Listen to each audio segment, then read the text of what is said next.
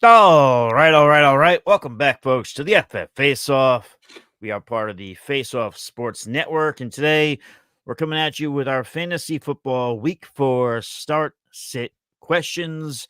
Obviously, we'll talk a little bit. I'm sure you guys will ask. We'll talk a little bit of injuries as well, because some things popped up today. Some good, some bad. So, yeah, we're going to get to that. But I will tell you guys, if you're over on the YouTube, feel free to hit the like button, hit the subscribe button, the bell icon to be notified every single time that we go live. And these shows in particular, there's not really a structure. There's not really a format. We're here for you guys. We take great pride in this. This is where we answer all of your fantasy football questions. If you send in a super chat, you will cut the line.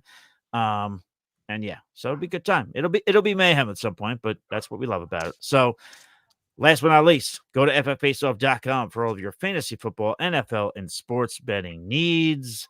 My name is Michael Hoff. You can follow me on X at the FF Realist.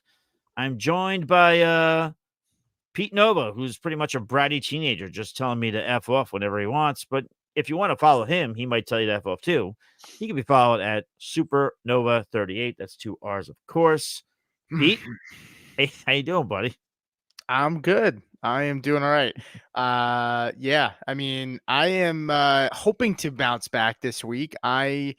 I think I said earlier this week I went 2-12 in my 12 fantasy leagues. So this is a big week for me. So hoping for a little luck. Got some injury news about Nico Collins, AJ Brown. We'll get into it, but feeling better about my chances this week as we stand here today. So, And also very important, because I was keeping the people who were waiting briefed in the chat. William Stevenson said, "Let me just say, I love what you've done with the background." So there you go. I was giving them the I was giving them the deets as to why we were not on yet. So there you go. And also joining us, of course, the godfather of the program. I must warn you guys, he was already a little bit cranky before we started recording. Usually he's cranky at the end of the show because he's hungry, but he's here with us. We still love him anyway. His name is Anthony Servino. He can be followed, the real NFL guru. Anthony, sweetheart, how is by you, and how's it going with the cats and the hamper? How's that going? Doing good. I'm trying Okay. to. The cats are being good right now. Normally, I don't let them in the office, but they snuck in here and they're trying to jump into the hamper right now. They're sitting, so hopefully, I don't have to get off here and chase the cats out. So all good right now. That just means that they're waiting for you to get caught up in some kind of stat, and then that's when they'll start to act up. So, all right. So, let's get into this. Let's go right away. Our boy Jared. Well, what's that? why don't we?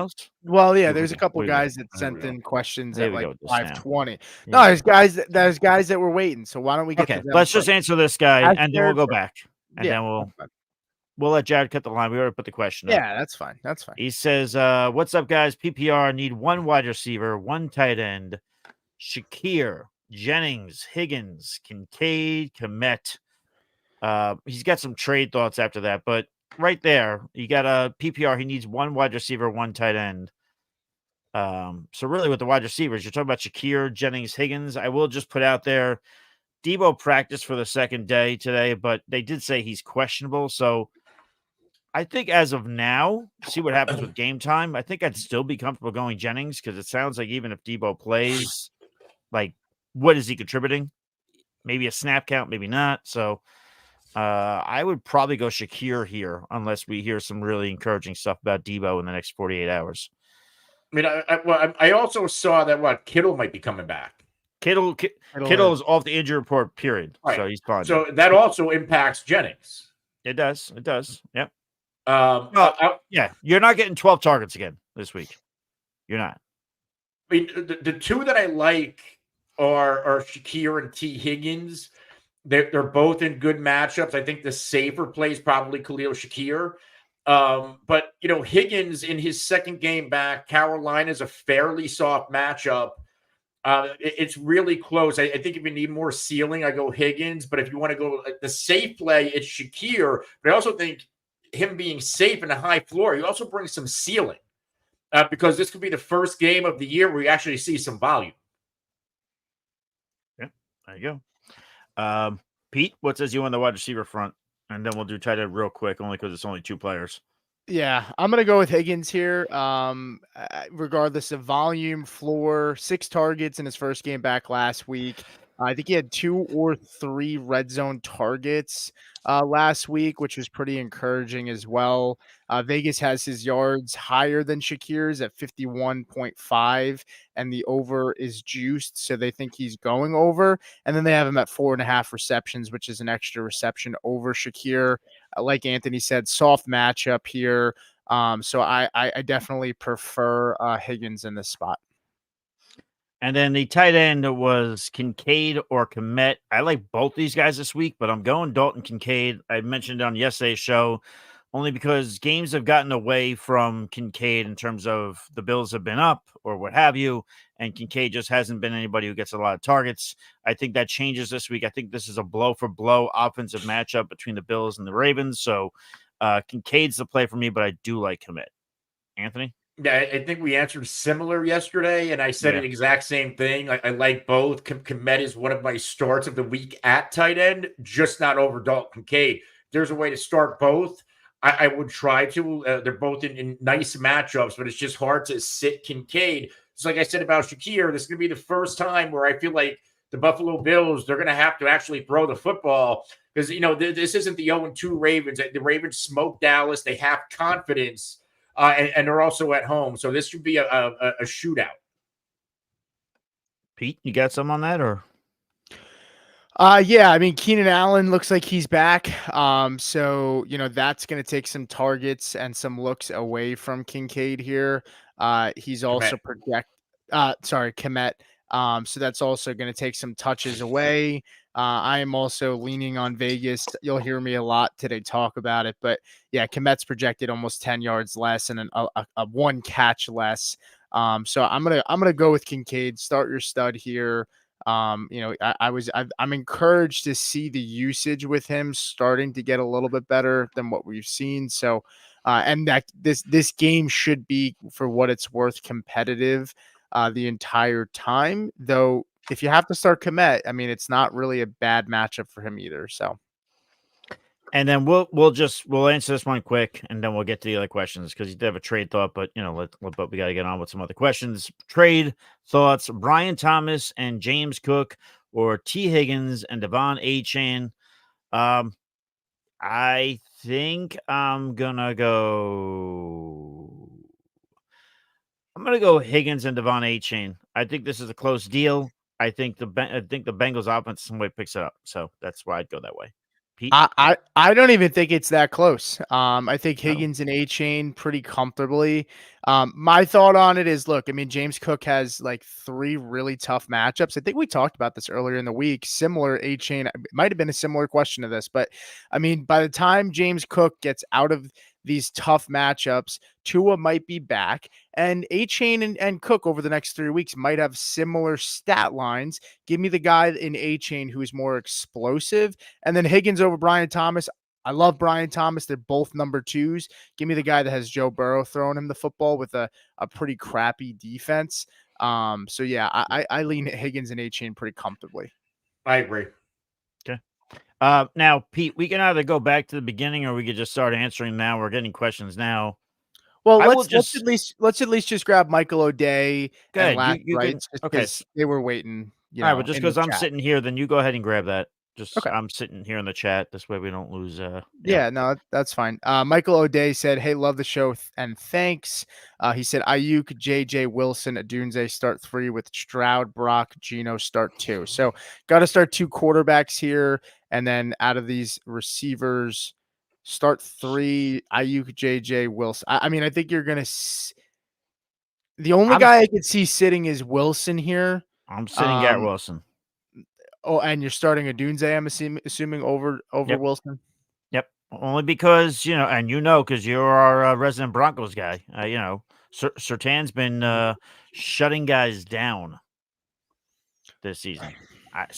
He shut down Mike Evans last week. I'm not saying Wilson's going to come out here and give you no catches, but I'm also just saying he's not going to give you what you drafted him to be this particular week. So yeah, Wilson's my sit. I get the argument with Keenan Allen coming back. I'm still going to start Garrett Wilson in just hopes that, he just gets the best of That's fine. Surtain Yeah. in the matchup, because Odunze, good possibility he's third or fourth option in this game in the pecking order. So I'd just rather Wilson here. But I can understand the argument. I'm sitting, and I love Garrett Wilson, but I'm not. It is very hard to start any wide receiver that's going to be matched up with Surtain right now, and I'm not as a big of a believer in Keenan Allen as you are. I think you're putting a little too much weight into Keenan Allen, like he put on himself this offseason. All right, here we go with this now. But like Yeah. Odunze looks like a Why stud we got a right now. fat shame on the show? Show a We little got a fat respect, shame Anthony. for it. Jesus. Come on, Someone man. get this guy a Snickers bar. Go A little ahead. fucking respect. God damn it. No, but I'm going to go with Odunze fairly comfortable here. So you're not worried Keenan Allen week 1 had 11 targets. I understand the whole fat thing, but he had 11 targets. Like, how many do you think he's going to have? And he think converted 4 for 39. But maybe he was hurt. He might have just played through the injury. I understand what you're saying, but I think Keenan Allen's going to be a factor. I'm not saying he's not going to be a factor, but I would just simply say that I think Odunze will do enough where Wilson will do less than what he normally does, where this will be close. All right. Well, then, do you want to? Do you guys? And Nope. he Nope, did not doing tell what him, you expect. and this is a little bit concerning. Nice try. Keenan Allen just said he expects to play, and he doesn't think the heel injury is going to bother him. So this isn't like this thing's not going to bother me. I don't think it's going to bother me. Well, do you want to take a pizza bet, Anthony? Odunze versus Keenan, who has a better day in fantasy? Yeah, in PPR, I'll take it. Yeah. All right, so let's rock with that. I'm gonna sit this one out and watch you two boys wrestle. So the quarterback, and then we'll get on with these questions.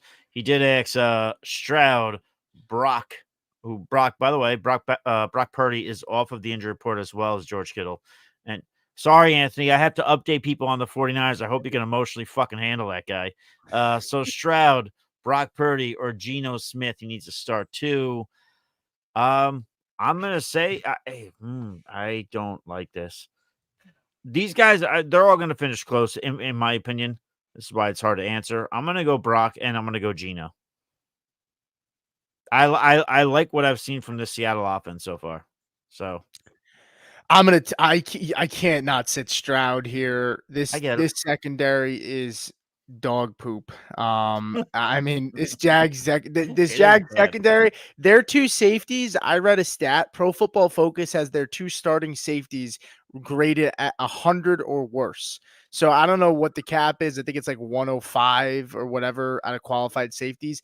They're both past the 100 mark.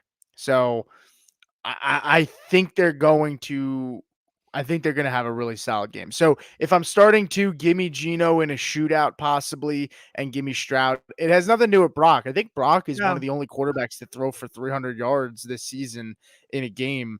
I think there's only like 2 or 3 guys that have done that so far. I heard something to that effect, but I'll take Geno and Stroud. Yeah, I mean, the point of that is like whoever you're sitting, it's not an insult to them. It's the fact that there's 3 good starters to choose from. That's no. Yeah. One of mine's going to be Geno. The other one's going to be Stroud. And I'm out on, and people know if you listen to the show, I'm not on Stroud in fantasy.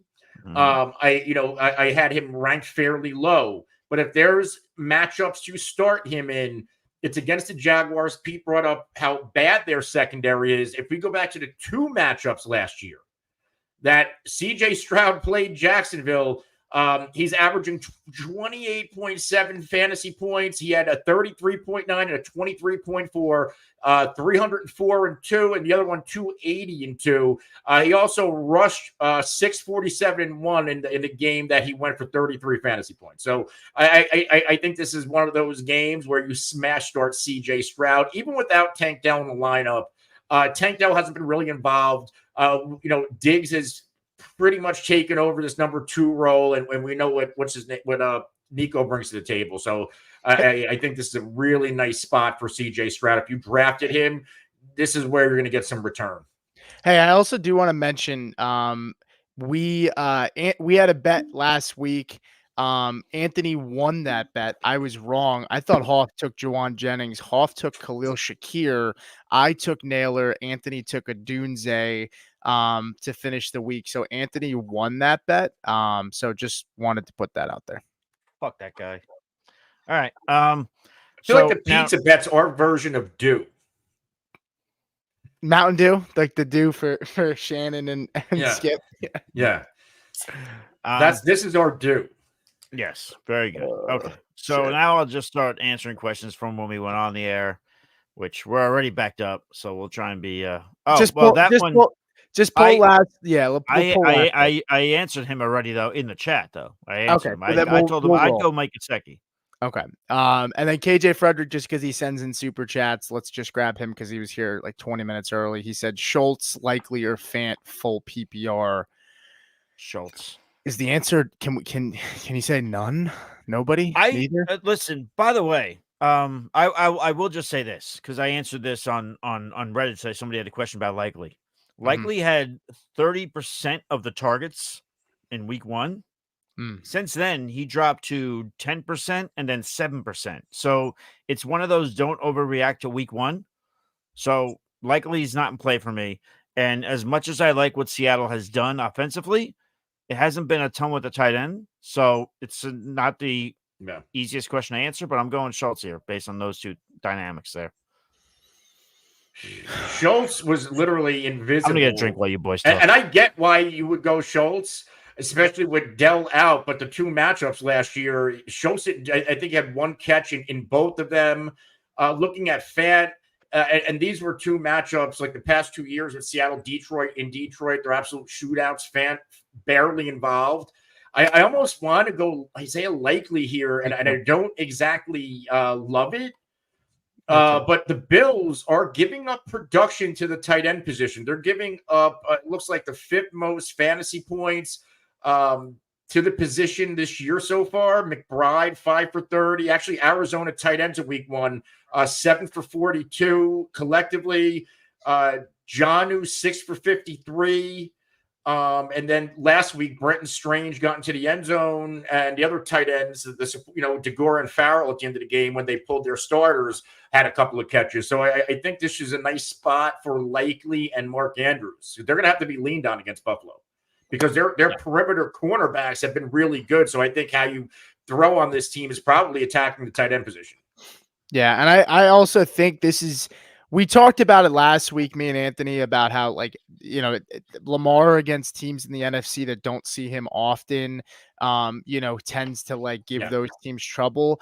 And I'm not saying I'd have to look at the historical data. I'm pulling it up now for Lamar against Buffalo. But in terms of Lamar against Buffalo has never thrown for over 180 yards. Now that's not supporting the Likely narrative, but the other side of it is Josh Allen hasn't been great either in these matchups against Baltimore. So it might be a closer game than we expect. I'm trying to find a way to say that I'd take Likely here, but I think I'm just going to roll the dice with Dalton Schultz. I definitely don't want to start Fant. But maybe I take the dice roll with Schultz, who's not in a timeshare, and I expect that game to be higher scoring because I do think that the Ravens aren't going to trail too much in this game and they'll be able to run the football. But it's not a great 3 guys. If I was giving my advice, I'd go look for Zach. You are giving your advice. I would go look for Zach Ertz on the waiver wire, and if he's available, I would go pick him up and start Zach Ertz this week over those guys. All right, so let's get on to some questions that are on when the show starts. I will just say really quick programming note, 2 things. If you do send in a super chat, you will cut the line. We will answer you. But also moving forward, for you guys who join the show early before the show starts, we're going to start to answer your questions in the chat before we even go on air. So we are going to be doing that.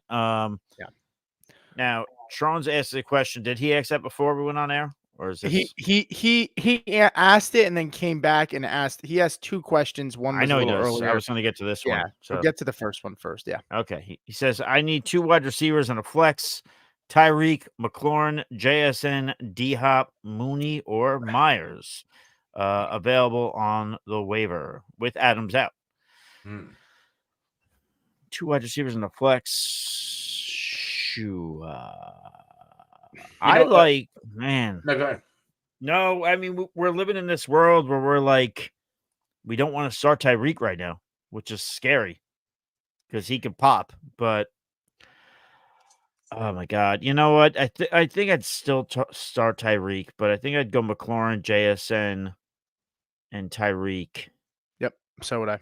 Yeah, I love Mooney. I love the target share, but if you're asking me to pick between Mooney and Tyreek, I mean, I do have my limits. So who the Raiders get this week I like again? The Raiders play Cleveland. Yeah. No. Cleveland's banged up.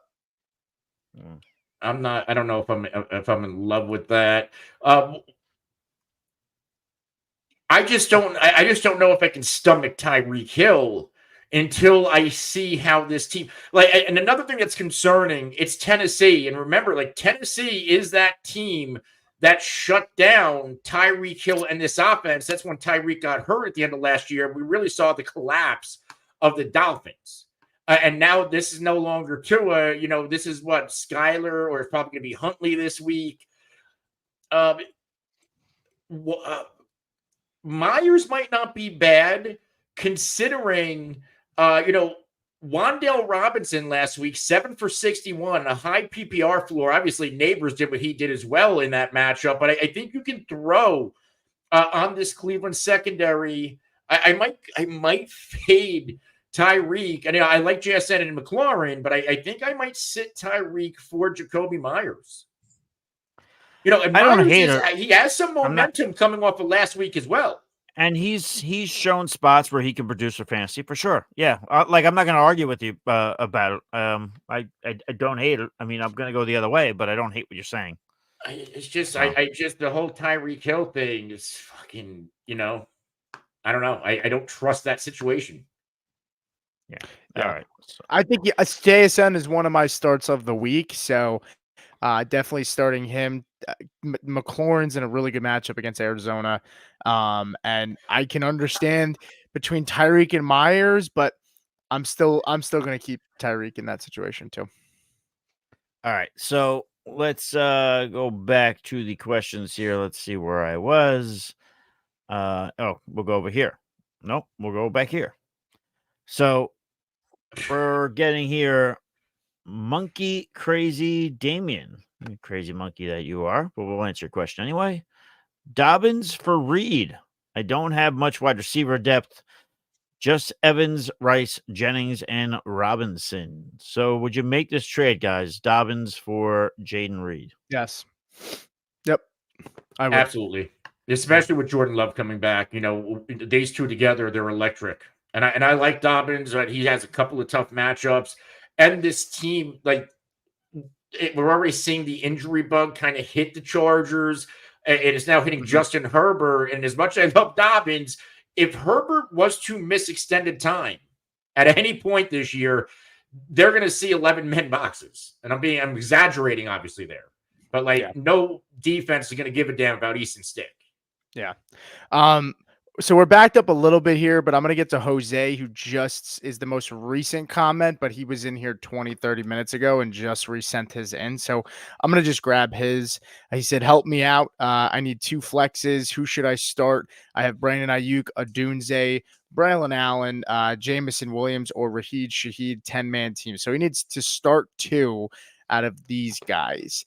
Shaheed's interesting. If Olave doesn't play, I definitely want Shaheed in my lineup, but it's really a matter of if he's playing or not. Which, just for context, Olave did pop up today, had a hamstring injury at practice. Yeah. So it's I'm gonna operate as if Olave's in, and if that's the case, I'm not starting Shaheed out of these guys. I don't think. It's really I think it's Ayuk and JMO for me. And I could be swayed on Shaheed over Odunze and maybe getting Shaheed in over JMO, but I have to look at that matchup while you guys answer. So, Shaheed, here's what's interesting here. And 2 out of 3 career games, he has scored a touchdown against the Atlanta Falcons. Last game of last year and then the last game of 2022. Both of those games in New Orleans.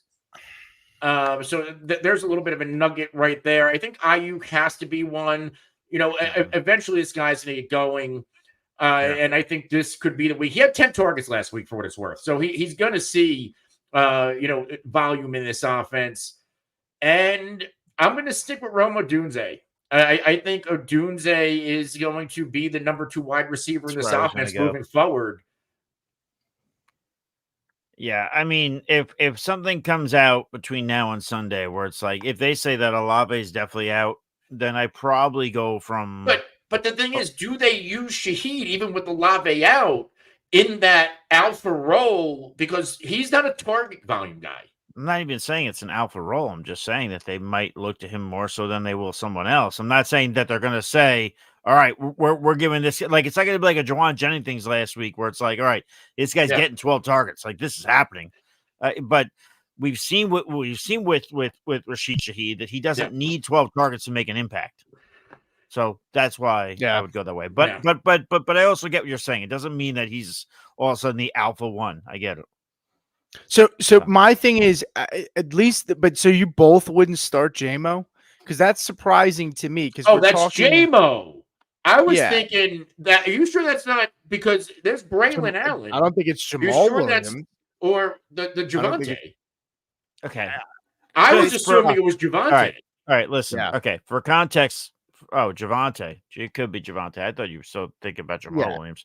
It could be Javonte, but Javonte would be. If it's JMO, JMO and Ayuk. If it's Javonte, then it's for me. It's Ayuk and Shaheed. Sure, fine. Yeah. All right. We do have a. He said JMO. By the way, he said JMO. So then it's Ayuk and JMO for me. Yeah. William Stevenson said looking to move Tyreek and boost at running back. 3 wide receiver league: Tyreek, Nico, DJ Moore, Rice, Shakir. It's a pretty good starting wide receiver core. Pollard, ETN, and then the Houston backs. Dowdle, love you all. I'm not gonna lie. Love you too, buddy. I don't think I'm moving Tyreek right now. I mean, you're not gonna get back what you should for him. I don't even think your running back situation's that bad. I mean, like ETN, the Houston backs, like I don't think it's that dire that you need to move Tyreek unless I'm getting a clear-cut upgrade. I don't know how you guys feel, but you're selling Tyreek at a low right now at this point. I would move DJ Moore before I move Tyreek. Yes, exactly. The only reason why Tyreek is an idea in your head is because of what's going on with Tua. Like if that wasn't a thing, you would never even have this thought. So I think it's a little overreactionary. I get it. We're all scared shitless with what's going on with the Dolphins in the quarterback room, but I think you could float with those running backs. I think you can make things work. I just don't know what you're going to get. How much of a significant boost you're going to get. Tyreek Hill coming off of back-to-back games with 3 catches, and now you get the team that really minimized Tyreek last year and he got injured in. And the Tennessee Titans, your secondary has not been terrible this season. No, they've been good. Looking at it's. Defense, this is the type of guy. I don't think Tyreek's the guy to move, and I certainly am not moving Nico or Rice, and even DJ Moore has a. I think the optimal move maybe DJ Moore with the matchup has a pop game, and then you move him.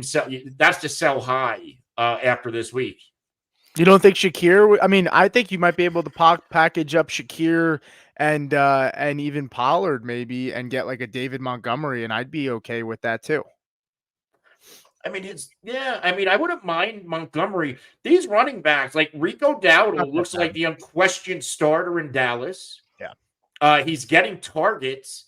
Houston backs, like they are going to use like Cam. Like that game was out of hand last week, where Cam Akers still scored, but he didn't get significant touches, and that was because they were trailing. Minnesota was kicking their ass, and Pollard has been productive in the right matchups, and ETN is a very solid running back, like. He's still going to get his. He'll bring you a high floor every week. And if Jacksonville figures out their offense and fires Press Taylor, then I think you're fine. Like I just don't know what type of a significant upgrade you're going to get. And I don't think David Montgomery is a significant upgrade to where I'm moving any of your key receivers. No, Shakir seems expendable, and Montgomery's been really good, so that's why I was saying him. But I also don't think he's in a situation where he has to make a move. But all right, let's move on. Hoff, I mean, I don't know where you want to take us here. We got so many questions built I up. say at this point we're so backed up. I don't know who's going to be here for those questions. So I say right now we pivot to what we normally do. I say we go to the bottom. We tell anybody that if you're still here and if you ask the question, type it in, write meow, and then we will answer it. I just think that's the best thing to do because we're almost about a half hour behind in terms of questions. Yeah. I don't So, think we have to go too far. yeah. But there was a gap between 6:33, and so let's just go here because this is probably a little Good. more fresh with Hunter. Hunter said, "Who should I start? 2 wide receivers and a flex: JSN, Marvin Harrison, McLaurin, Hubbard, Tyreek, or Shakir." 2 wide receivers and a flex. I am going JSN. I think we're all lockstep in JSN. And Harrison, at least for me. Yeah. I could skate with Harrison, but as far as the flex, I'm going, and we don't know if this is PPR or not, or half point or standard, but I think I'd go Hubbard here. I like what I saw from this Carolina offense with Andy Dalton there. I think we're going to see some production out of Hubbard. And I mean, Anthony, I think you kind of alluded to this yesterday, kind of talking about like with Jonathan Brooks coming back. It's almost like a contract year sort of thing where it's like Hubbard's got to he's got to start balling out here to maintain some relevancy there And in that since Carolina they backfield. were obviously gassed last week by Washington running backs, and their front seven is leaky. The thing is, like, Hubbard, high floor player, Shakir, high floor player. I think we see some ceiling if he gets the volume. Tyreek, like, I'm telling everybody to sit Tyreek. And if he pops, that's an L on me. But that's your risk if you want to start Tyreek Hill. McLaurin's a volatile player because I feel like, if you see his stat line, 100 yards, 4 receptions, and a touchdown, if he's not getting that type of a stat line, especially with, Jaden Daniels has been nice and everything accurate, I just don't know if he's going to bring a high floor. He's really boom or bust. So I would say, like, if you need, let's say if CeeDee Lamb, you were playing Neighbors or Lamb and you're in a deficit right now, that I would go for the ceiling of Terry McLaurin. If your matchup is fairly close and you can't afford somebody to bust, then I would go Khalil Shakir or Hubbard. Probably lean Shakir over Hubbard. Yeah, it's JSN, Marv, and McLaurin for me. McLaurin faces a middle of the pack defense in Arizona, 15th against wide receivers in terms of points allowed, but it's not really a big gap between them and even the Houston Texans, who are 20th, right? So the Cardinals defense, I want pieces in this matchup. I think it's going to be high scoring. Give me Marv, McLaurin, and JSN, who I think are, they're going to be in some of the highest scoring games on the week. So I want all those pieces. I mean, to Anthony's point, Shakir is a safe play. Totally get it. Tyreek is the obvious sit here, which is painful to say. I'm not starting Hubbard unless I'm going for really safe. But I'd rather just take Shakir, who's given us a really good floor over 4 weeks. I will just say to all you beautiful people that are watching, we have Anthony. This is on YouTube, not overall. We have 34 people watching on the old YouTube. So if you feel free to hit the like button, helps us out immensely. Right now, we're at 18 likes. We appreciate it. Also, I'd appreciate we're 8 away from hitting 31 subs. So if we can get there during the show, that would be awesome. 3,100. What did I say? You said 31. All right. Well, it should be funny because you're bringing it up. It's a random number. We'll answer this question and then let's get to Jacob Danner. You are officially in charge of pulling up the questions now. That's what's that just happened right now. I'm sorry. That just happened. No, don't be sorry. I'm just telling you this. I've now bestowed that on you. Yeah. Well, I want to answer P, and then we'll answer Jacob Danner because Jacob said he just subbed to the show and asked us a question. So I want to throw him a bone because we appreciate that. P, I guess that's what I'm calling this person. P said just got offered Jaden Daniels, Brian Robinson, and Ayuk for A-Chain, Stroud, Jonathan Brooks. This is a big no for me. Jaden Daniels over Stroud comfortably. Brian Robinson Jr. and A-Chain. At this point, I mean, B-Rob's been phenomenal. So and then Ayuk is Well, he's saying he got it's offered those players, right? just got offered. Yeah, okay. I read it backwards. Yeah, Yeah, I mean, yeah, I'm taking the Jaden Daniels side right. comfortably, and the fact that you're 0-3, I don't know why this manager must feel like they're in a good spot that they don't need to win this week or next Right. week or whenever Ever? A-Chain gets an upgrade when Tua comes back. But this is a smash for the Daniels side. Yeah, I would absolutely do this trade for the Daniel side. Yeah, 1000%. I agree as well. Okay. Yeah. Jacob Danner said, just sub, would you guys trade Aaron Jones and Waddle for ETN and Flowers? He said it's a 0.5 point PPR. All right, I'll answer this quick. I would say, as scared as I am about what's going on with the quarterback position with the Miami Dolphins, I am equally or more so scared about what's going on with the Jacksonville Jaguars in general. And Flowers, he's going to hit sometimes. He's not always going to hit. I like Flowers almost like Cole Kmet, in which I like him more in best ball because you don't have to worry about when you got to start or sit him. So I'm going to go with the Aaron Jones and Jalen Waddle side. Yeah, for me, this is all about Aaron Jones, and this is the player in the deal I want the most. One of the best values in fantasy football drafts, and he's exceeding expectations so far for a 29-year-old running back. If you look at some of his efficiency metrics, his usage metrics, he is, fairly comfortably dominating the snap share over Ty Chandler, and he's getting meaningful touches where I see Chandler, they've been in control the past 3 weeks. It's some garbage time and change of pace. This is Aaron Jones's backfield, back-to-back games with at least 6 targets, 5 receptions, and 36 yards for Aaron Jones, 2 or 3 games with a touchdown. He had 19 carries. So that's 24 touches last week, 16 touches in week 1, and a very high floor of 11.8 PPR points in a down week against the San Francisco 49ers, where, his pop game's 18 and 25. Like, I want a piece of this Vikings team. I want a piece of Aaron Jones. So this is the side I want. And this is crazy. It's 97th percentile using tools at RotoWire. 31.8% targeted on routes he's run. So if he's running a passing route, Sam Darnold's checking the ball down to him, or it's a route to him. Regardless, he's extremely, extremely involved in the passing game.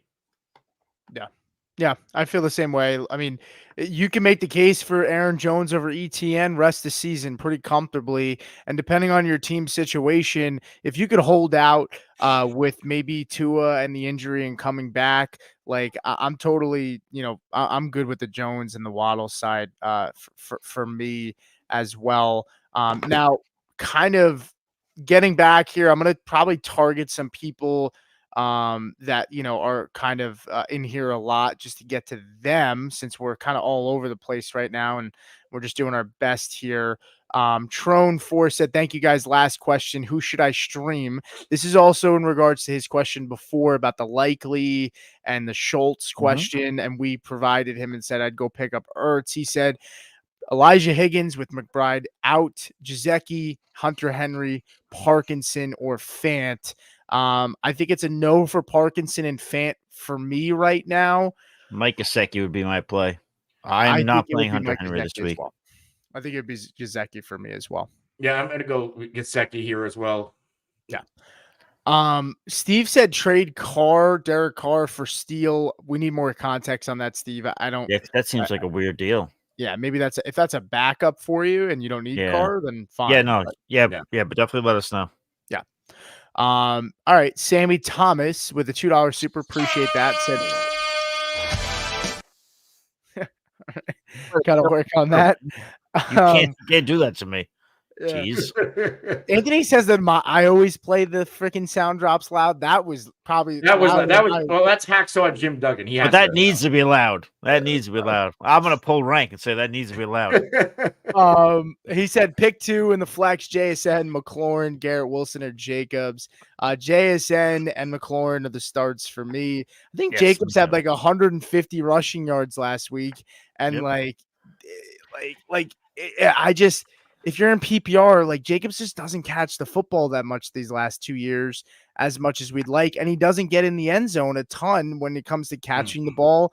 And I just this Minnesota defense is going to be tough. They do have some injuries this week. I think they lost one of their linebackers, so they might be a little more susceptible. But yeah, I'm starting JSN and McLaurin, two of my favorite guys to target in my lineup. Same exact thing. So I won't even take up much time. Same exact thing for me. Yeah. I agree with you guys. All right, we have 2 more super chats loaded up. Kane Royce said Hubbard and London for Tyreek and Jacobs. Thoughts. Brees and Sutton for Mixon and Reed. Thoughts as well. I don't know if Kane sent any additional context. If you want to try to check that out, Hoff, in the chat. But Hubbard and London for Tyreek and Jacobs. I mean, I think I prefer the Tyreek and Jacobs side if you're not in a win now situation. If you need to win this week and you need like you're 0-3, I'm okay going London and Hubbard. Yeah. But yeah. I mean, the thing with these Falcons wide receivers, I think you can get more too. I think that's I mean, the thing with these Falcons receivers, like yes, Drake London leads the team in target share with 24%, but like Darnell Mooney's right behind him with 23. Yeah. And we're not seeing this slew of touchdowns, which I'm sure will come with this offense. I'm sure. But I'd go Tyreek and Jacobs here, and I wouldn't even do the whole if you need to win now. I get why you're saying that, Pete, which is fine. I think you can do better. But I don't even think I'd roll with that. The issue with Hubbard is what is his role? And I think he maintains a role when Jonathan Brooks comes back. Yeah, I don't think Jacobs but like, I don't think Brooks also ain't gonna whatever. When it comes to the Tyreek London side, like I think I'd rather have Drake London right now because we're at least going to get production out of him right now. And Hoff, you're saying like London 7 and 9 targets back-to-back games, 6 for 54 and 1, like he's 6 for 67 and 1. He scored a touchdown in back-to-back games. Even in week 1, he had 1 red zone target. He's had 5 red zone targets in a back-to-back in the past 2 games. I don't know. Like I want to get my hands on Falcons pieces. And Kirk Cousins, like we're seeing with Aaron Rodgers, they didn't look good in week 1. They were shaking off the cobwebs from the Achilles injuries. Now they're both starting to look like themselves. And now, like this Saints defense, it was. I think they're a little bit more vulnerable than they showed us the first 2 games against Dallas and Carolina. And so I think I don't mind the London side. And I think I'm with Pete. Winning now matters. If you need to win now, I didn't say winning now doesn't matter. I just said I think I would take the other side regardless. I think you might. The thing I would say, I think you can do a little better than this. That would be my only thing. But if you're in a win now and you're like 0-3, like I totally get it. I mean, like you can't sit back and wait for Tua to come back. We're talking about sitting Tyreek this week. Like, so if you're 0-3, you can't afford to go 0-4. London's just been getting better and better every single week, and Hubbard has been getting better and better every single week too. But and you got to remember, I one of the biggest reasons why we were in on Hubbard this offseason on this show, and I really hammered this home, the fact that they prioritized the interior offensive line. They wanted to run the football to make life easier on Bryce Young. Bryce Young made life harder on Bryce Young, and that's why he's no longer playing football. We see this offense more fluent now, and this offensive line working and open up holes, for Hubbard. There's another part of this trade. I don't want to trade Breece Hall. Yeah, it's not even another part. I'm not doing the Breece Sutton. It's not even unless you're getting Breece and Sutton. If he's getting Breece and Sutton for Mixon and Reed, I think that's sure. If you're I'm reading it as that. I'm reading it as Breece and Sutton. He gets Breece and Sutton for Mixon and Reed. If that's the case, then give me the Breece side for sure. After you get the Breece side, send a drug test kit over to the guy. All right, let's move on here. Josh Trost, I just want to let you know that we're gonna get to you. We have a bunch of super chats right now, but I will make sure once we're done with these supers to get back to you, because I know you've been saying you've been waiting. So just give us a little bit here. It's always so apologetic. Yeah, well, yeah, just whatever. Cloud9 said, need help with my team, 12-man PPR. He's 3-0. or she. Congrats. Kyron, James Conner, Monty, Bucky, Garrett, Waddle, Higgins, Downs. Moves to make, trade my running back 4 for wide receiver 1. I mean, I don't know if you're getting a wide receiver 1 for Bucky. Yeah. But not. he did send something else in here, so I want to see. Kyron, James Conner, Montgomery, Bucky, Garrett Wilson, Waddle, Higgins. He also said, I'm scared my team's going to start losing because of my wide receivers. I can grab Amon-Ra for Kyron and James. He said I can get Amon-Ra St. Brown for Kyron or James Conner in a trade. Straight up? Yeah, that's what straight up. Yeah. If you can move Connor fuck for yeah, you do Amon-Ra, that. I would do that. Yep, you do that right meow. Straight up. Yeah, he said, but then my running back situation's fucked if I do that. I mean, yeah, but Kyron, Monty as your RB2 is not the worst thing in the world. Yeah, Bucky's your RB3, but I'm rolling the dice there. I wouldn't classify that as being fucked. I feel like it's going to be easier, and I think this is like the narrative in fantasy football. It's probably easier to find a running back on the waiver wire than a wide receiver. And like, think about it. Like Tyrone Tracy might be available in your league. Devin Singletary almost went down last night. Just right there. If Devin Singletary suffers an injury, you have an RB1 who's going to get volume with Tyrone Tracy. And there's many, Beatty. I know, like if Javonte keeps struggling, Beatty's going to get that job eventually. Maybe not now, but he's going to eventually. So there's situations out there. I wouldn't say get the job, but it'll be more I'm just of a using an example. Yeah. But I would say do the deal and then take like a Waddle or a Higgins and go offload them for a running back if you really feel worried about that, because Garrett for James Conner is a fleece. So that's one super chat. Let's get to Jonathan Santiago. Said start JSN, Myers, Worthy, Watson, full PPR, start 2. Again, JSN is a must start for me. It's really between Myers, Worthy, and Watson. I'm going Myers here, and to be honest, I'm not really thinking incredibly hard about it with Devontae Adams being out. Yeah, I'm kind of with Hoff here until Worthy shows it that he can get consistent volume in a game. I don't think they're going to have to throw the football much with that Chargers offense being as hurted as it is. So I think I go Myers. I just think, and then Anthony, you can follow up on this, man. I just think that Worthy, to me, at least in his rookie year, I feel like we're going to see these weeks where, like, kind of like what we saw in week 1, where it's going to be like, oh my God, this guy's great. And then we're going to see like, well, man. And so I would rather rely on the fact that there's no Devontae Adams and I can start Jacoby Myers and know that whatever's going on there with quarterbacks, he's getting the bulk of the targets, except for maybe Brock Bowers. I assume he's out of we'll check that out. But yeah, so I would go JSN, then I would go, Myers. That'd be my play. Yeah, I the only discrepancy against Myers, and I think he's the one you start, is if Jordan Love comes back. Christian Watson is interesting because in week 1 with Jordan Love, he did see 2 red zone targets and both of them inside the 5-yard line. So if it wasn't for that slippery field, he probably has a better game. But the safer play certainly is Jacoby Myers. Yeah. Yeah, and for what it's worth, Christian Watson was pretty good even last week with a bad quarterback situation. So Brock Bowers is good to go too, by the way. I was just looking at, but I still like Jacoby Myers. I'm sorry. No, you're good. Tyler Sperry, by the way, Jonathan, thanks a lot. He's been sending us super chats the last few shows, so we appreciate that. Yeah, I think Cloud9 might be the other ones. Cloud9, Kane, Will, obviously loyal listener. Sammy Thomas has sent a couple in. We appreciate you guys for that. Cloud9 was around last year. I do remember him. Yeah. Tyler Sperry has been a consistent one as well, sending us in love. So we appreciate that. He said, would you pick up Jamal Williams and Myers? Adams is out and Kamara might be. I don't know. Is Kamara? I think Kamara is going to end up playing, but I definitely would pick up Myers with Adams being out. But I don't know about Jamal Williams. I'm confident that Kamara is going to play. I'm just trying to pull some of this up now, but I'm confident that he's still going to be able to go. He's listed as questionable, but I don't know if he practiced today or not. He did. He practiced limited the past 2 days. All right. Then I think he's fine.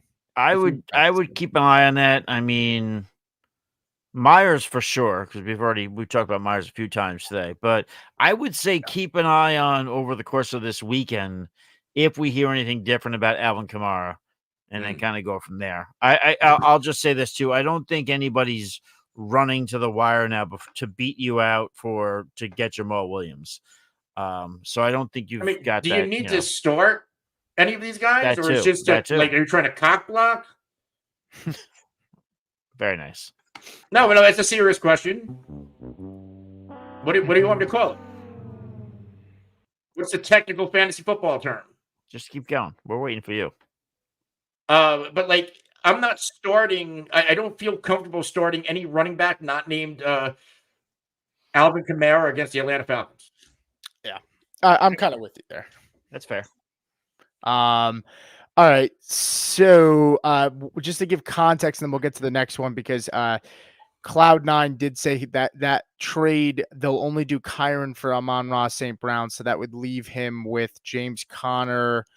It would be James Conner and Monty are his RB1 and 2 with Bucky as his RB3. Wide receivers would then be St. Brown, Waddle, Higgins, Downs.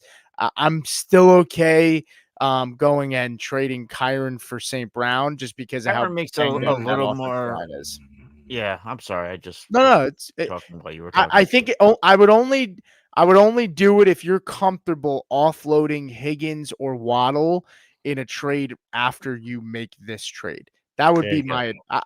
If you're gonna, I wouldn't be comfortable with Monty and Connor as my RB1 and 2. But at the same time, like they've both been fine. Like if you're rolling out there with St. Brown, Garrett Wilson, Waddle, and Higgins when Tua comes back, I mean, like that's a really like those wide receivers should make up for the slight downgrade you have at running back with Connor and Monty, who have both been really good this year so far. What you might be able to pull off for Waddle, like, let's say you did make this deal and you did want to secure another running back, I think you might be able to flip Waddle for somebody like Najee Harris, and that was something I would take that and run. Straight? Waddle for Harris straight? Really? I mean, with the Tua situation? Yeah, I don't know if I'm ready to do that for Najee just yet. I get the why, but I don't know if I do that. Yeah, but I get the why. Yeah, I get it. I would Waddle for maybe Aaron Jones, if someone would do that. I mean, maybe, but I don't know how hot Aaron Jones. Well, I would do it for that. Yeah, I would package up Bucky Irving and Waddle for Aaron Jones if it took that. If you're Najee's getting 20.7 touches a game right now. I know he is. If Field starts cooking, I know, but where are the points?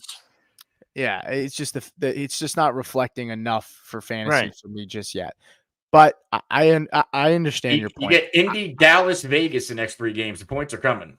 I would still do that trade, but I would go with Pete's logic there, where you're not done making trades after you make that trade. Yeah. That's the main thing. And the beautiful thing is once you make that trade, you can come back to us and bounce other trades off of us, and we can try to help you make a deal with what else you have going on. Trone Force with another question, but he sent it in as a super this time. We appreciate it. He said, drop Emmanuel Wilson for Swift or Chase Brown. I would drop him for Chase Brown. I don't want anything to do with DeAndre Swift at all, with the rumors that Roschon Johnson is going to get significant looks this week. Same. Literally was going to say that exact same thing. So it's like you read my mind, Peter. Sometimes it works like that. I'm not touching Swift right now. Yeah. Dylan Matos says, we already know what Anthony's picking here. PPR flex 1, Higgins, Pickens, Amari, or Najee with Warren out. This is a tough problem to have. No, I'm not going Najee here. Who are the Browns playing this week? They play the Raiders. In Vegas. Pickens has a good matchup too this week, man. I think Kenny Moore is not playing. I'm pretty sure they're banged up, that Colts secondary.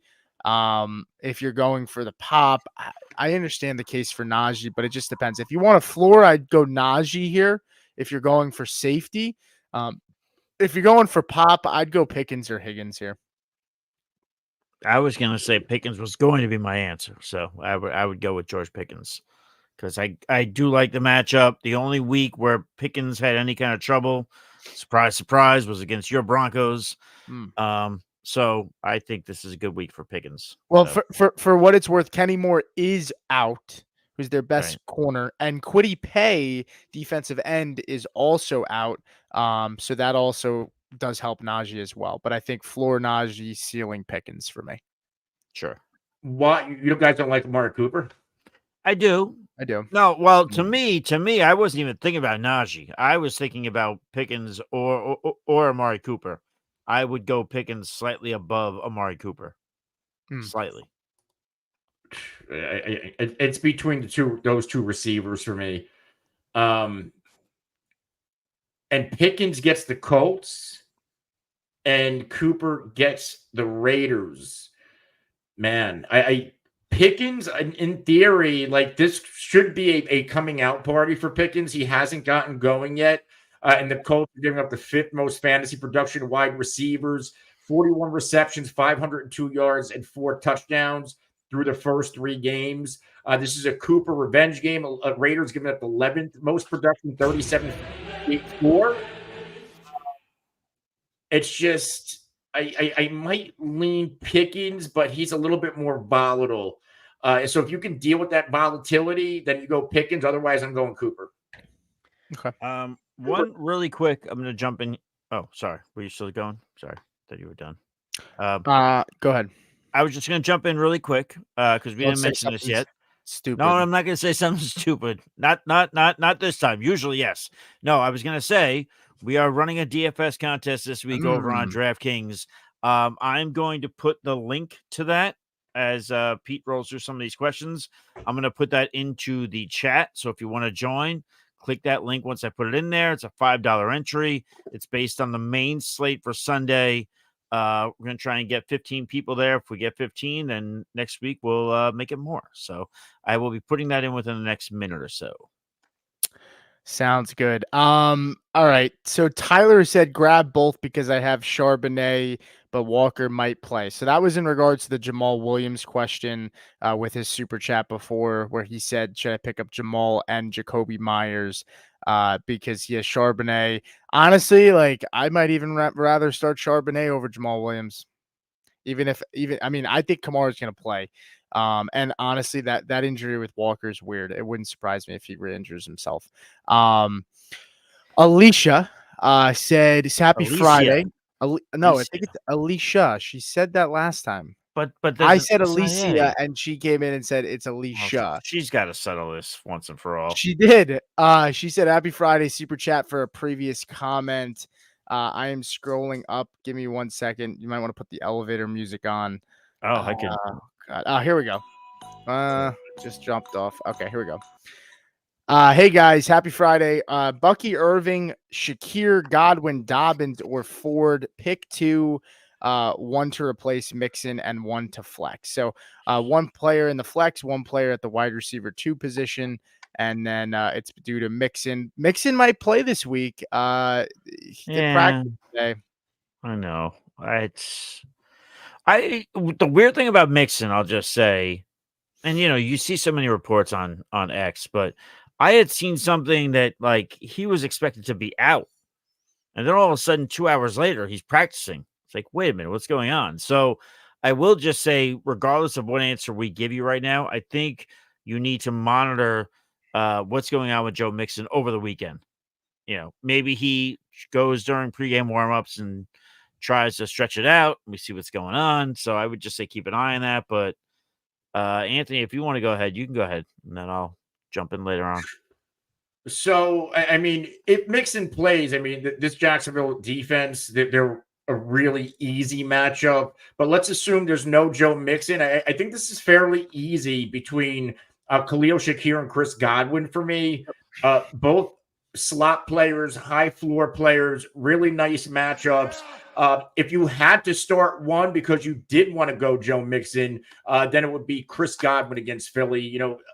I 8 targets at least in first 3 games, at least 17 fantasy points in PPR in the first 3 games. In 2 of those games, he had 22 and 24. He's on a 3-game touchdown streak. And mind you, last week's down game was against the best secondary in the NFL in terms of shutting down fantasy wide receivers. And now you get Philly, and you can throw on Philly. So I think this is going to be a big time Chris Godwin week. He also scored a touchdown. He still scored a touchdown last week. That's what I said. Yeah. So touchdown. Godwin also is 5th in the NFL for target share. He's 4th in points per game. You can't not play him. She said Alicia. So there you go. So Alicia. It'll never happen again. There you go. That is now entrenched in my memory. If you didn't see it, Hoff sent in the DFS thing, guys. Get in there. Let's compete. Play against us. We'll have some fun. And then you are more than welcome to come in here and brag if you end up beating us. That would be fun as well. We encourage that. You must do it. Exactly. Yeah. Joe Carlton sent us a $5 super, said, "Keep crushing it, gentlemen." Joe, friend of the show. I don't know if Joe wants any question answered, but he's probably just hanging out and just donating. So we appreciate. I know what Joe wants. You know what Joe wants? What do you want? That's for Anthony. Why'd you shut that down? Because I just cut. No, that's all the clip. Oh, that's terrible. We need the music. But if you do want to ask anything, Joe, obviously you're more than happy. Definitely, man. Excellent. We'll get to you. Tyler with another super chat said Yoshivas or Jacoby Myers this week. I like the creativity in spelling. Yeah, he wanted to make sure he spelt it out, so we pronounced it correctly. That's just throwing it against the wall and that'll stick. Yeah. College Sports Sayer, I'm going to get to you soon. I still have to also get to Josh Trost, so just give us a second. But this is the end of our supers here. I'll just jump in front real quick. I will say I'm going Jacoby Myers. The only reason why I'm going Jacoby Myers is because there's no Davante Adams this week. We've talked about it a lot, which is to be expected because it was kind of a surprise that he's out, that Davante Adams is out. Again, we got the Raiders going up against the Browns. Not the most ideal matchup, but I'm going Myers here because I think now with Higgins back, Jamar Chase starting to get up to speed. We saw that on Monday Night Football. I think Yoshivas takes a bit of a step back here, so I'm going to go Myers. Yeah, I'm saying here with a dash of confidence. Yeah, I'm going to go Jacoby Myers as well. He's just going to be the high floor play with no Davante Adams. Yeah, I'm kind of with you there.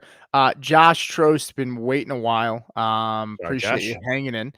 Said still here as well. AR versus Pittsburgh, Levis or Dalton versus Dalton for QB, and two between. All right, so let's answer the quarterbacks first, and then we'll get to the second half.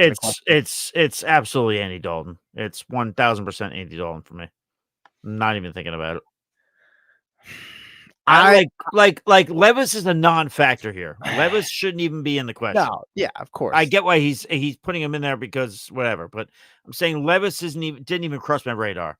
Anthony Richardson, he's got the rushing floor, but I need to see him complete more than 50% of his passes in a game, and he's going up against the Pittsburgh Steelers, who have been good against quarterbacks this year.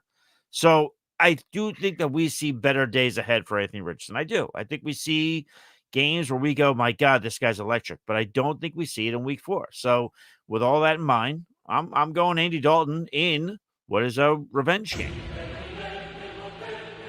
That's where I'm going. Yeah, I think I'm going Dalton here too. Yeah, you are, buddy. Come on. Pittsburgh has erased every quarterback they faced. Now, granted, Cousins in week 1 was the best one. First game off the Achilles. Bo Nix, second career start. And Justin Herbert, who was playing injured. Yeah, sure. Richardson, you bring up a rushing floor. He has not brought any type of a rushing floor outside of week 1. Fewer, like he's going in the wrong direction. Week 1, he gives us 30. Week 2, 17. Last week, 10. And this is my guy. He has not performed, and I don't think it starts this week against Pittsburgh. Like, sure, does he have it in him? Yeah, he can go crazy, put it all together. I'm just not willing to take that risk right now when we don't have to. And I do think they can get a decent game out of Andy Dalton because I do not trust this Cincinnati defense whatsoever. Pete? Wow, jeez. You struggling here? You got something? What's the matter?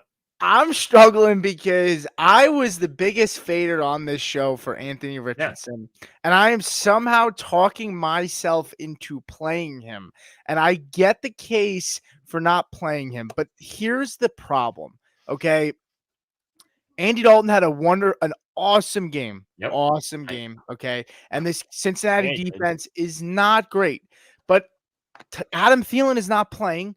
Deontay Johnson could be limited. He's got a groin injury. You are Okay. walking into a pizza bet. And Anthony Richardson, look, I know he hasn't been rushing, but Vegas has him at 35.5, and the juice is on the over for the rushing yards. He's at 177 for passing yards. This is a Steelers offense that's not going to it's not going to they're not going to put a lot of pressure for Anthony Richardson to come from behind. Josh Downs gets another game in the system, from being injured. And I don't want to be there when Anthony Richardson has a spike week. You only get so many from this guy, possibly. And I don't want to be there with him on my bench. Now, Jalen Hurts, I would sit him for Andy Dalton because there's a chance that AJ and Devonta Smith don't play. So I can understand that argument. But with all his receivers healthy and with all the criticism, I trust Shane Steichen. I'm going to roll with Anthony Richardson here. And I understand it's not the popular play, but I just don't want to be there when I don't want to sit him on the bench when he has a spike week. You drafted him for the volatility, play him. And just that's it. I can't sit him. If you were telling me Pittman's out and Josh Downs are out, I would be worried. But he's got all his weapons there. If we can't start him, I get the Steelers are a tough matchup, but I can't in good faith not start Anthony Richardson with all his weapons healthy over Andy Dalton when we've seen Andy Dalton play one game and he was great, but Deontay Johnson could be limited and he just lost Adam Thielen. So sorry. So just okay. I get it. I know I went on a rant. I'm actually gonna fucking pivot to Will Levis. Oh Jesus! I did my due diligence, and I think we can have a fucking three-way. You are both a three-way pizza bet. Holy shit! Will Levis. The first time. Listen, Will Levis last year against Miami had his best fantasy outing. Yeah, Will Levis last year against Miami, 327 yards and a touchdown with an interception, 21.9 fantasy points. Will Levis, by the numbers, has been improving on a week-to-week basis. 14 in week 1, tough matchup against Chicago. 17.4, tough matchup against the Jets. Last year, soft matchup, or last week, 22.2 against Green Bay. Now, Miami looks like a tough matchup on paper. And by the way, Levis, his completion percentage, 59, 67, 76 last week. Miami looks like a tough matchup on paper. But if we go look at who they played, you've ever had. Hold on. Miami, because on paper, they look like they shut down quarterbacks. Got to remember, Miami has been blown out outside of week 1, and Jacksonville was in control of that game. Buffalo blew them out. They didn't have to throw the football. Seattle didn't have to throw much. Zach Charbonnet ran down their throats. I think this could be a nice Will Levis outing where he might have the highest floor out of all three quarterbacks. Shut the front door. No, stop it. I look, I'll give Anthony credit. I think a lot of people credit for having balls to come on my defensive, my defensive streamer show or video, I picked the Titans defense over Miami. I think the Miami defense stinks. Keep in mind, they got lucky. Seattle didn't have to throw the football or score points last week. Game script helped them out. But would I ever in a million years start Levis in the lowest point total game that looks like a monsoon is going to happen in that game? Absolutely. Yeah, that too, by the way. The weather is supposed to be bad, and I'm not touching Levis in this situation. Man. The weather is bad, and I pivot back to Dalton. Dude, I would love. We make a pizza bet. This shit is locked, buddy.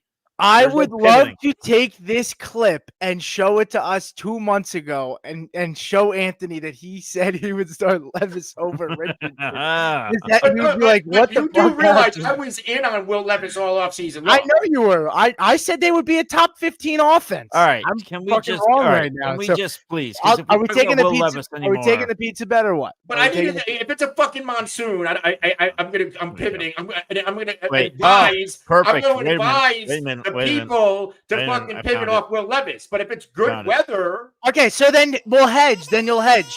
You'll hedge if it's a monsoon. I don't know what constitutes as a monsoon. Is it slippery? Is it I don't know. drizzling? He's fucking bringing up a monsoon, not me. I brought up a monsoon. Here's what I'll say. Either way, you'll hedge and then you get Dalton. How about that? You I'm hedge, you deleting get this Dalton. fucking thing. You get Dalton if you want to pivot off because of the weather. How's that? Somebody asked if I should play the baby crying sound one more time. If it's not raining hard, you don't get to If you say pivot. yes, Though. I'll do You're it. locked That's in fine. on Levis. I like Will Levis this week. But you're taking Dalton still, correct? God, If man, not you Levis were, over you Richardson. took something Yes. today. Cool. Well, this is the easiest pizza bet I've ever won. By the way, Joe Carlton agrees. He said Progressively getting Ridley's better gonna have a week nice by week. But yeah, easy pizza bet. He's getting better week by week. It is an Completion easy- percentage has risen 9 points a week. Well, he's just a walking joke. That's the problem. I need to talk about anything else Like, besides I don't Will give a Levis fuck. right He has now. 5 interceptions. That's fine. I'm not taking him as an NFL starter. I'm taking him for fantasy points, and he's been getting better week by week. Like, Okay. you go jerk off to fucking Andy Dalton. I'm not gonna do that, idiot. I'm just gonna win a pizza bet. Thin Sean- crust, by the way. Sean, Bacon and chicken. Sean asked if we got to his question. I'm rolling it back for him. He said, "What quarterbacks would you start over Jalen Hurts now that Smith is out?" Geno Smith. If AJ Brown does not play, I would start Geno Smith over Jalen Hurts. If Brown plays, I'm still going to start Jalen Hurts over Geno, unless it's a 6-point passing touchdown. I already had this as Jalen Hurts for me as a quarterback that, like, in our start sit column, we do a little thing that says start with caution. I had Jalen Hurts listed as that. I mean, last 4 meetings against the Buccaneers, he's averaged 225 passing yards, hasn't thrown for more than 1 touchdown in any of those games. Yes, he's had the rushing floor has been there. That's helped him out, and Tampa's done pretty well against quarterbacks this year. So I don't like Jalen Hurts to begin with this week. And I was saying that before Devonta Smith was ruled out, when I already knew he was going to be ruled out. And dude was damn near decapitated, even though people say that it shouldn't have been a penalty. That's a whole nother story. But I'm going I'm going Geno Smith here. Yeah. Yep, I get that. All right, let's after trading. Has not done well against quarterbacks. They shut down Jared Goff. They got gashed by Jaden Daniels. They let Bo Nix 21.5 fantasy points last week. 9 for 37 rushing. So that rushing floor for Jalen Hurts looks pretty damn good. Show some fucking respect. Looks pretty good to me. By the way, Antonio Winfield is out as well, but Vita Vea may be back. He was practicing for the Bucs, just to give you context. I think I still like Geno Smith more this week, by the way. So I'm totally understanding you there. Let's get to a couple things here. I don't know what Joe's asking there. College Sports Sayer must have sent in this question 20 times, so I'm getting to you now. College Sports Sayer said, "Should I start Kittle or Kmet this week?" I mean, you're starting Kittle. Let's not overthink it. We like Kmet, yeah. But you're starting Kittle this week. The fact that Kittle is clean off the injury report, like not even listed as questionable, then I think you go with him. If he was questionable, and that would lead you to believe maybe there's a limited snap count, whatever, then maybe Cole Kmet. But the fact that he's off of it, I'm going Kittle. Yeah. I'm assuming Anthony agrees. Josh Trost said, "Thank you guys. I'm glad you had a great debate about the quarterbacks. I've been struggling with it too. Quite the predicament to be in for quarterback. Shouldn't be a predicament, man. For starting two. I don't know if I saw that. Let me pull up another question and then I'll find your question. Pete will find it, but Josh, these two are fucking stupid. But I got you covered, buddy." William Stevenson, I'm getting to your question as well, but Joe Carlton said, "I'm just going based on vibes and game script, but are we looking at a Justice Hill week? I think we are. What are your thoughts?" Joe likes What his are your other Justin. He options? likes Justin. I think he's talking about prop betting. I think he's talking about betting. Oh. If we're talking about prop betting, then okay, I might be interested in that. In terms of fantasy production, starting him over a particular guy, maybe not, but yeah, that's a different story. If that's what it is, Joe. Which, by the way, I will say, because I don't know how much more time we have left today, but I will say to all you beautiful people, if you do send in comments, if you comment on this show after it's over, we will get back to you. So, so definitely get back to us with that. Yeah. Joe said thanks for the thoughts on Justice Hill, Pete. College Sports said sorry for spamming. Don't be sorry. It's all good. The more comments actually help us out. So don't even worry about it. Tells us that you're still here. So Right. we know to then answer you, because we have questions from 40 minutes ago that we're not going to answer because we don't You think should people are still apologize here for it. apologizing because we love that you're here. Yeah.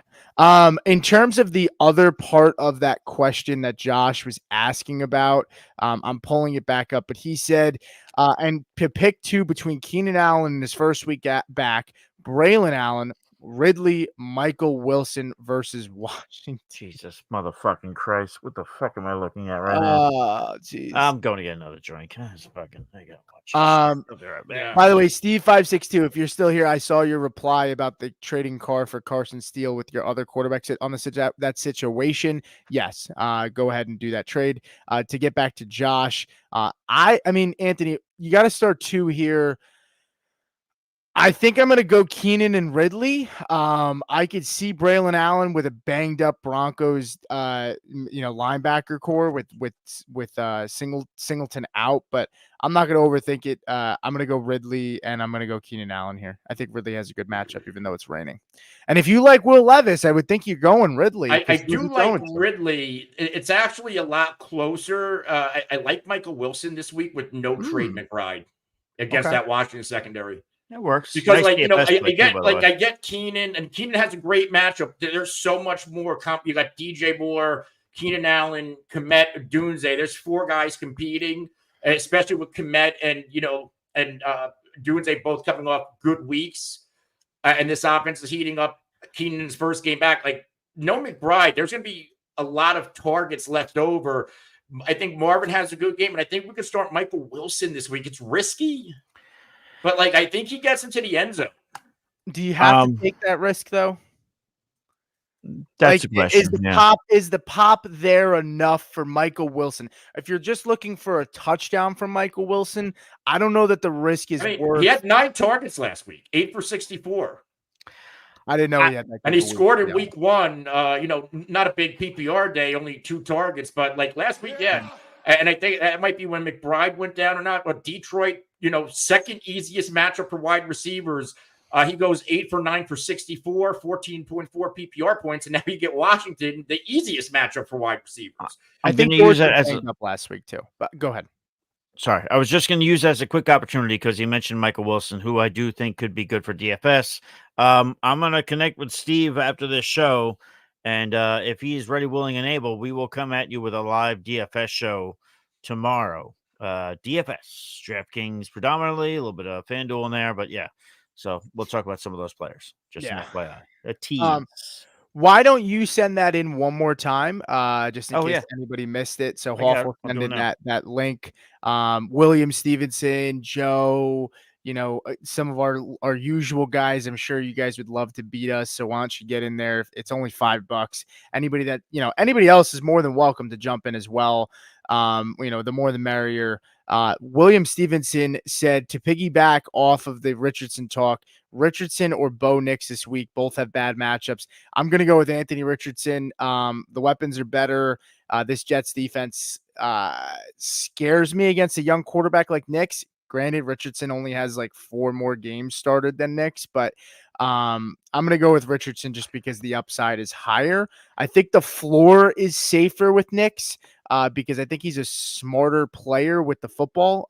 He's just a better processor. Richardson's all talent, but he just doesn't have it up here right now. So I will go Richardson here as well. I mean, I hate the matchup, but I hate the matchup for both, which Pete kind of. I hate the matchup for Bo Nix more because he's a little bit more. Like I get Richardson is a little more inexperienced, didn't green. play a lot of games. Like he Sure. has at least a couple games more under his belt. And like the Jets defense, we saw what they did to Jacoby Brissett last week. I think they're really gonna, it might be an ugly game for Bo Nix, and I like Bo Nix, but this is not the defense you want to play. Where like I think there's a little bit more improvisation from Anthony Richardson. Yeah. Okay. All right, so we're just gonna get to a couple of more. Kevin Silva said Tyreek Hill or ETN in the flex this week. Travis Etienne slightly, and I'm answering that based on half point PPR only because he didn't mention if it was half point, full point, what have you. I'm gonna go with barely. I'm gonna go with Tyreek here. I think this Mhm. Texans defense is gonna eat them up. In Jacksonville, I think it's going to be an absolute freaking mess. The only saving grace for ETN is he may get some dump offs if they end up like routing this Jags team. So that could salvage his day, but I'm going to go with Tyreek Hill here. Anthony? Yeah, I'm still going to go ETN. I think he has a higher floor. Yeah, the floor is definitely higher for sure. No, he 6 targets last week. So even in the route, like he's at least getting the targets, and he was even running efficiently, 11 for 68 on the ground. Tyreek back-to-back games, under 10 PPR points and 3 receptions. Like I don't know. Like again, what the hell? Like Snoop, what the hell is his name? Huntley, Tyler Huntley. I don't know. Like he could be better, but I don't know. Were you I going need to to say see it Snoop first. Huntley? That's a his guy. Nickname. That's his nickname. No, that's his nickname. Yeah. Oh, I think he actually may have changed his name to that. Actually, I don't remember. I like Tyler more. Steve said, "Who should I pick up? Brock Wright with Ingram out? I think you're confusing. Wright is on the Lions, and Laporta. It looks like he's in. So I wouldn't pick up Wright. I would pick up Tucker Kraft in this situation with Love coming back. Yes. Tucker Kraft seems to be Yes. one of his favorite targets. Yeah, I would go with that. Again, like I said earlier, I love what Seattle's done with their offense, but it hasn't included a ton of tight ends. So yeah, I agree. NMB said, "Need help, boys. What wide receiver should I try to trade Ayuk for?" These questions are too vague. Here's it's tough to answer that. Sure. I mean, it's vague, but it's kind of like what we talked about earlier, and I forget the specific player, but we were talking about like trade value. I think we were talking about Tyreek actually. Yeah. Like if you're Now's trying not to the trade time. Ayuk right now, someone's gonna say to you, "Well, look at the first few weeks he's given me. He's given you. Like why am I trading for him?" So you're not gonna get the proper value on a Brandon Ayuk if you're in a position where you can afford to trade Ayuk. I would say wait until he pops or he gives you a good week because he's going to do it soon. I get it. It's frustrating. It's annoying. This is what happens with some of these guys when they hold out all of training camp. We're just seeing that happen again. So Brandon Ayuk is just another brick in the wall of holding out all of training camp. So I would say something like DJ Moore because DJ Moore but are is you similar to getting DJ Ayuk. Moore right now? But to me, that's like almost an even swap because they've both been very disappointing. If anything, they've gotten a higher floor for DJ DJ's Moore. been better, yeah. Yeah, no, and I'm not even arguing that point. I'm just saying. I'm just trying to throw a player out that I could see happening. I get it. I'm just trying to say if you tried to, and I'm sorry, Pete, if you tried to, go ahead. If you tried to trade Ayuk for if someone asked you for DJ Moore for Brandon Ayuk, would you make that trade? No, because I don't think I would. Like if I had DJ Moore, and I'm even a Niner fan. I don't know if I would do it if I wouldn't do it if I was either side because I also like DJ Moore. But you could make the argument. And I'm a Niner fan. I wouldn't do it. You could make the argument on both sides that better days are there for both players. For example, Ayuk is a guy that I'd be telling people to buy low on right now. So you're trading him, and I'd be advocating for people to take advantage not of guys like yourself, but for owners of Ayuk that are skittish, which clearly there are because you're here with Ayuk thinking that exact thing. So Pete, you can't be sending me that shit during the show. And he also came back and said also Purdy or Darnold this week.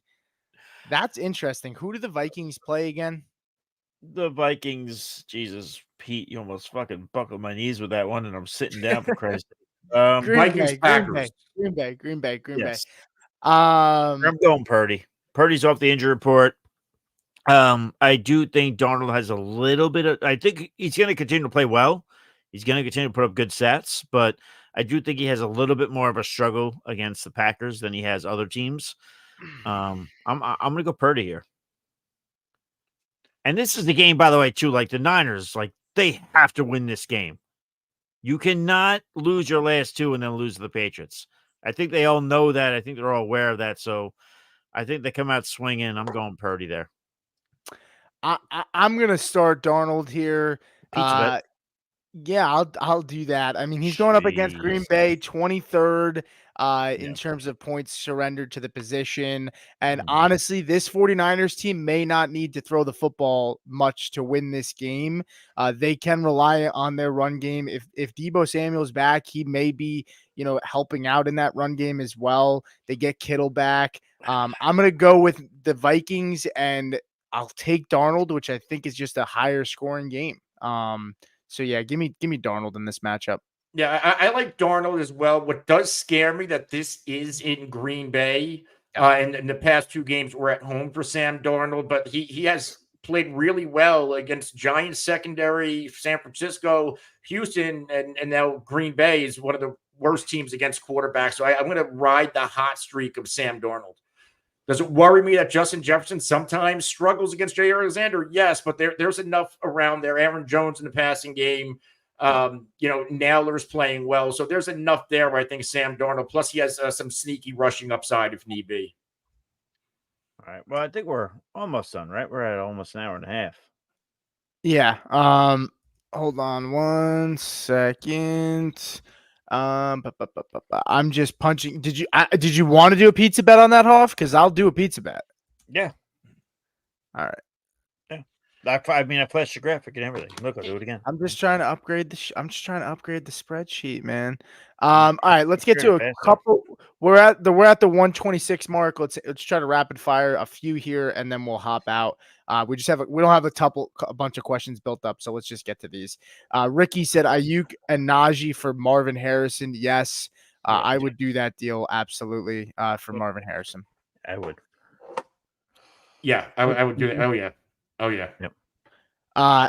Joe Carlton said, you want it, you got it. Lineup is imported, so he's in the DFS league. If you guys don't know and you just joined us, click on that DFS link Hoff just sent and come compete against us. $5 entry. Jay Phil said Ridley, Shaheed, or Shakir at the flex.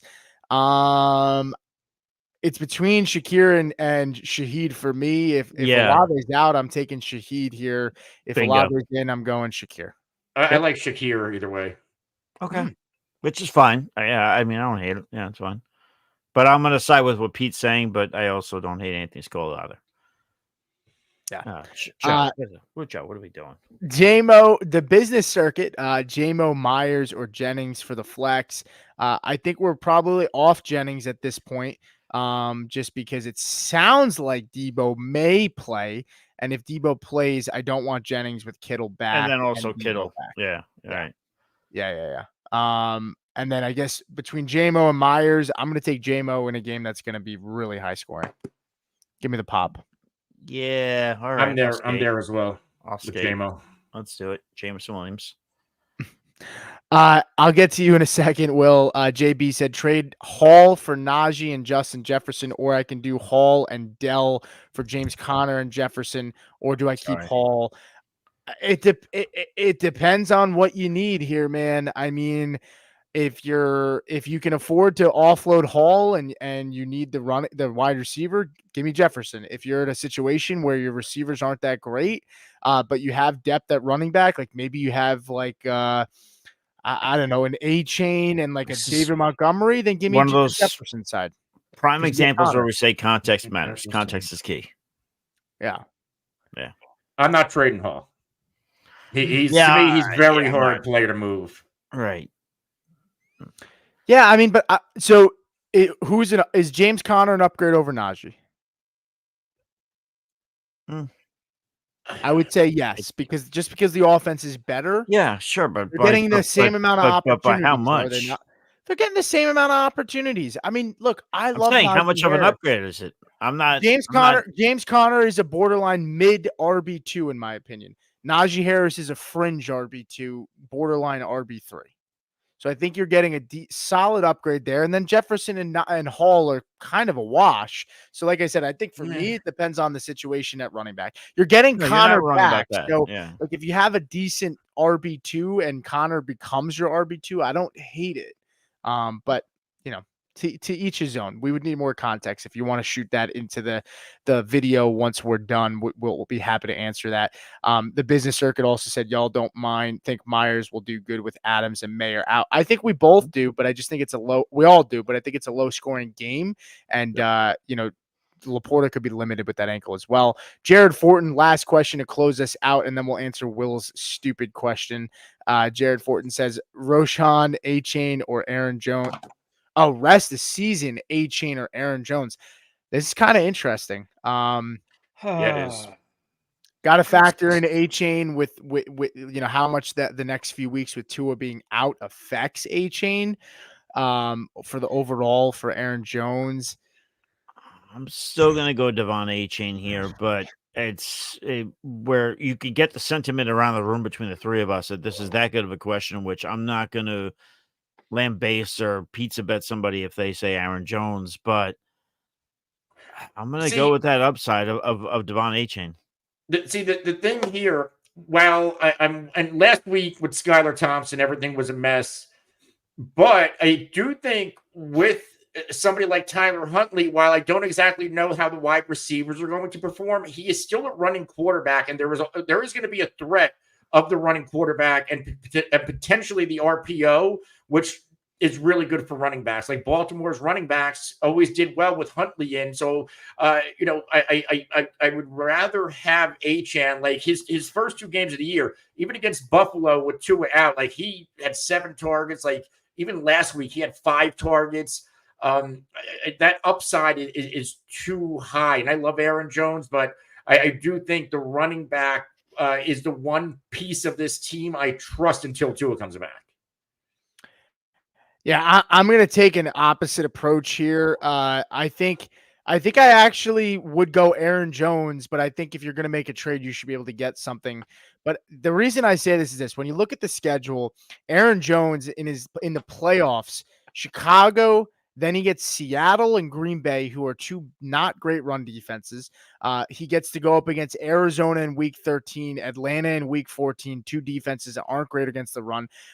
He gets to go up against Green Bay this week. He gets the Colts on the schedule still, and he gets Jacksonville still. Like Aaron Jones has really good matchups the rest of the year, whereas A-Chain's matchups aren't great. His matchups are the New York Jets in week 14, Houston Texans in week 15, San Francisco in week 16, and then week 17 he's got the Cleveland Browns, which might be the easiest matchup of those three. But it pains me to say it, but a little respect to Aaron Jones. I mean, he's playing great, man. Playing great. I think that's it. Red and black. All right, just because he said this shit now. It's only one more. I know that have Laporta wondering if I need to drop someone, Javonte, to grab Conklin or Gesicki. I think Ingram is out there too. Ingram's not going to play this week. I'm not going to drop Javonte. Depending on your running back situation, I'm just going to roll with Laporta this week because Conklin and Gesicki are just as much of a Ingram's already ruled out. Yeah, already ruled out. Yeah. And I would what I would do here, I wouldn't make a move tonight. I would wait, watch as the weekend develops, see what you hear about Laporta. If Laporta's not going to play and you have to drop Javonte, then I would do it for Gesicki. But I would also implore you to not do it tonight, to wait. See how the weekend develops. That's what I'd go with. I would actually do it for Conklin. Cade Otton last week, because of Denver's secondary so good, 7 of 8 targets for 47 yards. So and Conklin's coming off a nice game, and I like Gesicki a lot. But like Aaron Rodgers is going to get the ball somewhere, and it could be the middle of the field. Yep. No, I mean, Yeah. I don't hate that. I actually bumped Tyler Conklin up in my rankings 1 or 2 spots, which, by the way, if you go to fffaceoff.com, you can see all of our rankings there. So there you go. Yeah. I think that's going to do it for us. We did have the stupid question, though. All right, we'll get to Will's question. The stupid Anthony's questions are the best hungry. This isn't questions. going to help Anthony. Speaking of pizza bets, top 3 pizza toppings. Oh. For me, it's like I like the dollops of mozzarella cheese. So like kind of like a grandma pie style, margarita style. Sorry, sausage and pepperoni for me. Those 3. Chicken, bacon, meatball. Done. My number 1 is peppers and onions. My Oh. number 2 is the chicken with vodka sauce, not penny vodka, the chicken with vodka sauce. And I would say my number 3 is cheesesteak. Okay. I'm just glad no one said pineapple because I would have driven to your house and fought you. No. Actually, no, I've had some drinks. I would have taken an Uber there and fought you. You know, one of the oddest, but like a very good, and not a lot of pizzerias have it. There are 2. One is caramelized onions, and another one is an antipasto. You get all the Italian meats. Yeah. Oh yeah, I've seen but those. But the type they make it is it's the pizza with the top. So like they have like it's almost like a sandwich. So you have the bottom crust and it's a top crust and it's stuffed with the antipasto and the cheese. Pete, I love how you were worried about Anthony and answering this question, but he gave the most in-depth answer out of all of us. I love fucking food. Well, William Stevenson said we should do a pizza draft. The problem is if we did a pizza draft, we'd have to do it like off recording because there would be an uproar in the comments for not answering people's start-sit questions. I say we just. People would lose their minds coming to our show and hearing us do a fucking pizza. That's fine. That's fine. But no, that's not what I'm saying. What I'm saying is I get Pete's explanation and his explanation is fine. So I say with that in mind, we just do a regular side short. Love the ricotta. And we just do a pizza draft. Right then. Yeah, we could. I mean, who would watch it? That's who. People watch it. Anthony, you forget, okay? Our following, the people that watch this show fucking like us, okay? They fucking like us. They would like to hear our thoughts on food. We should do a pizza us. review. I don't know the thing about Anthony. Do a pizza review. Just talk about Will Levis for 10 minutes. You might think he's fucking, I don't like Will Levis's taste in food with the fucking mayo and coffee and the banana peel bullshit. I don't know what that's all about. Okay, are we done here? I think so. I'm done. Okay, so I'll just apologize. Oh, for fuck's God, fucking damn it! Take it off. You know what? All right, fine. You want to play this game? You want to do that? No, come on. Let's wrap up. Yeah. Let's wrap up. Oh, come on. Oh, come on. Yeah, he wants to have his fun. Then he wants to, stop playing games. Great show. Great guys. Greg's been here this whole time. Didn't send us one comment till the end. Greg, what the heck, man? Greg's a fucking warrior. So to sit through Anthony talking about Will Levis, Greg, you deserve a fucking Medal of Honor. God bless you, boy. You sleep right tonight. So right, I'll say this. Fuck out. I'm doing it. Stop interrupting me. I'm sorry about all the Will Levis talk, guys. I really am. But we'll be here. Okay. Until next time, stay thirsty. Be kind to one another. We'll catch you guys on the flip side. Cheers.